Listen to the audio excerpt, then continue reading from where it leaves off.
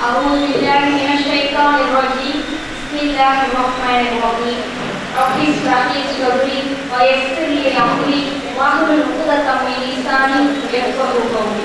السلام عليكم ورحمة الله وبركاته. கண்ணியத்திற்குரிய அல்லாஹ்வின் நல்லடியார்களே, நாம் இன்று எந்த மாதத்தில் இருக்கிறோம்? அல்லாஹ்விற்கு மிகவும் பிடித்த மாதமான ரமலான் மாதத்தில் அல்லாஹ்விற்கு மிகவும் பிடித்த அமலான நோன்பு நோக்கங்களில் இந்த சபையில் அமர்ந்திருக்கிறோம். சுப்ஹானல்லாஹ். வருட வருடமாக நாம் ரமலான் மாதத்தில் நோன்பு நோக்கிறோம். ஆனால் அந்த நோன்பு வைப்பதன் நோக்கம் தான் என்ன? எந்த நோக்கத்திற்காக அல்லாஹ் நோன்பை கடமையாக்கினான் என்று ஒரு முறையாக சிந்தித்திருக்கிறோமா? இல்லை. இன்று எனக்கு கொடுக்கப்பட்ட தலைப்பு நோன்பு நோக்குவதன் நோக்கம் என்ன என்ற தலைப்பில் இன்ஷா அல்லாஹ் பேச இருக்கிறேன். நோன்பு நோக்குவதற்கு நிறைய மாதங்கள் இருந்தாலும் அல்லாஹ் ரமலான் மாதத்தை தேர்ந்தெடுத்ததன் காரணம் என்ன தெரியுமா? அன்றுதான் மனித சமுதாயத்தின் கலங்கரை விளக்கமாக திகழும் திருக்குர்ஆன் இறக்கப்பட்டது. அதனால் தான் இம்மாதத்தை நாம் நோன்பு நோக்கிறோம். சிலரிடத்தில் நாம் எதற்கு நோன்பு நோக்கிறோம், நாம் நோன்பு வைப்பதன் நோக்கம் தான் என்ன என்று கேட்டால் பலவிதமான பதில்களை கூறுகிறார்கள். சிலர் கூறுகிறார்கள், பசியின் கொடுமையை பணக்காரர் உணர்வதற்காகத்தான் நோன்பு கடமையாக்கப்பட்டது. அவ்வாறு இருந்திருந்தால் அந்த நோன்பு செல்வந்தர்களுக்கு மட்டுமே கடமையாக்கிக்கலாமே, இதற்காக அல்லாஹ் பணக்காரர்களுக்கும் ஏழைகளுக்கும் கடமையாக்கினான். சிரித்து பாருங்கள். இன்னும் சிலர் கூறுகிறார்கள், உடல் ஆரோக்கியம் பெறப்படுவதுதான் நோன்புடைய நோக்கம் என்று.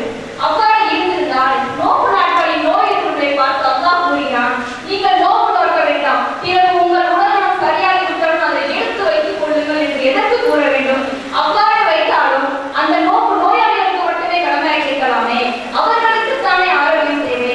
இவ்வாறு பல கற்பனை பதில்களை கூறுகிறார்கள். ஆனால் அல்லாஹ்வும் அவருடைய தூதரும் இதை கூறவில்லை. நோன்பு நோக்கப்படுவதற்குரிய காரணத்தை அல்லாஹ் மிக தெளிவாக கூறிவிட்டான். அந்த காரணம் தவிர வேறு எதற்கும் இல்லை. அப்படி அது என்ன காரணம்? அல்லாஹ் தன்னுடைய திருமறையில் சொல்றான். அத்தியாயம் 2 வசனம் 183, யா அய்யுஹல்லதீன ஆமனூ குதிப அலைக்குமுஸ் ஸியாமு கமா குதிப அலல்லதீன மின் கப்லிக்கும் லஅல்லக்கும் தத்தகூன். நம்பிக்கையாளர்களே, உங்களுக்கு முன்னுள்ளவர்கள் மீது நோன்பு கடமையாக்கப்பட்டது போல் உங்கள் மீது நோன்பு கடமையாக்கப்பட்டுள்ளது. அதனால் நீங்கள் இறையச்சம் உடையவர்களாக ஆகலாம். அல்லாஹ் சொல்றான், நோன்பு வைப்பதன் மூலம் நமக்கு தக்வா என்கிற இறையச்சம் ஏற்படுகிறது. இந்த இறையச்சம் ஏற்படுவதுதான் நோன்பு இருக்கிறது. இந்த இறையச்சம் இருந்தால்தான் நமக்கு ஹிதாயத், நமக்கு அல்லாஹ்விடத்தில் மன்னிப்பு, நமக்கு சொர்க்கம் என்று அல்லாஹ் நம்மிடத்தில் பல வாக்குறுதிகளை அளித்திருக்கிறான். இந்த வாக்குறுதியை நம்ம முழுமையாக பெறணும்னா நம்ம இறையச்சம் உடையவர்களாக ஆக வேண்டும்.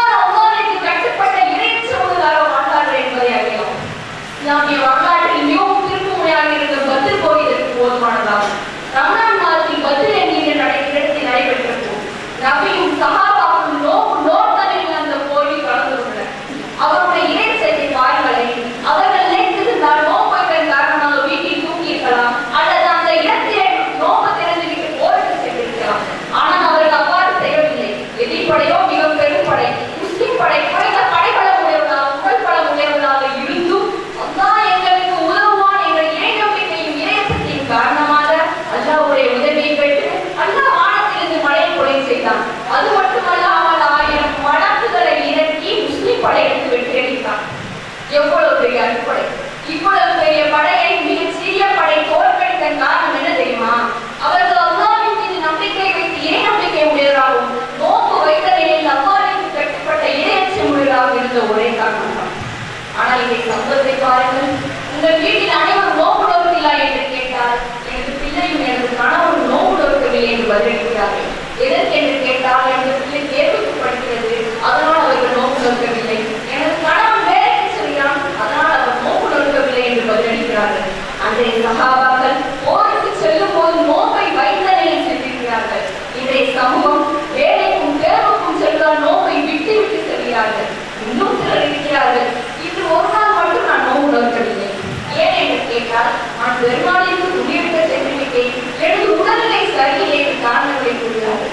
தாகம் பசியின் காரணமாக விட்டு விட்டு நோக்கை பொருட்கிறார்கள். அவர்கள் முதியவர்கள் கூட அல்ல, பருவ வயதை அடைந்தவர்கள். இன்னும் சில இளைஞர்கள் இருக்கிறார்கள், மாற்று மத நண்பருடன் ஊருக்கு செல்லும் போது அவர்கள் மட்டும் உணவு கொள்ளும் போது நான் எவ்வாறு உணவு கொள்ளாமல் நோக்கை இருப்பது என்று அந்த இடத்தில் நோக்கை விட்டு விட்டு செல்கிறார்கள்.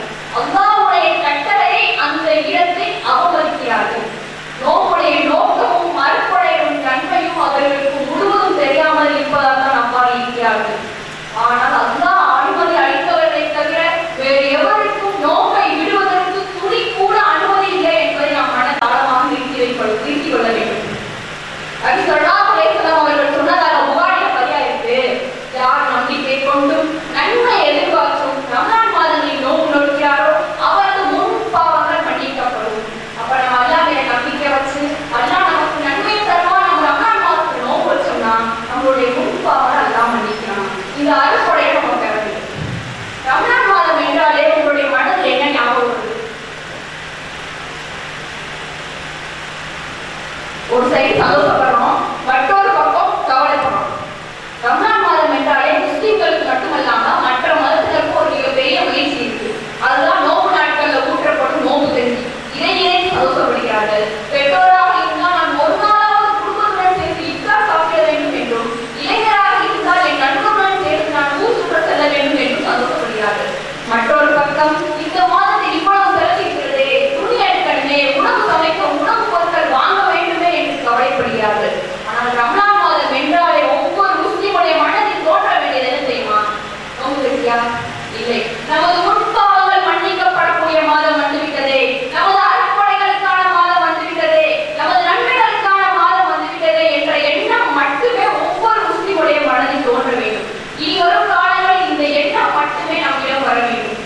ரமலான் மாதம் முடிந்தவுடன் ரமலானுக்கு முந்தைய மாதங்களில் நாம் செய்த ஹராமான காரியங்களை ரமலானுக்கு பிறகும் நாம் செய்தோம் என்றால் எவ்வளவுதான் 30 நோன்புகளை நோக்காலும் கூட முழு நன்மையை பெற முடியாது. நாம் இந்த மாதத்தில் எந்த ஒரு பயிற்சியும் பெறவில்லை என்றுதான் அர்த்தம். அவ்வாறு இல்லாமல் எந்த நோக்கத்திற்காக நோன்பு கடமையாக்கப்பட்டதோ இந்த மாதத்தில் அதை பயிற்சி எடுத்து இறையச்சத்தை பெற்று ரமலான்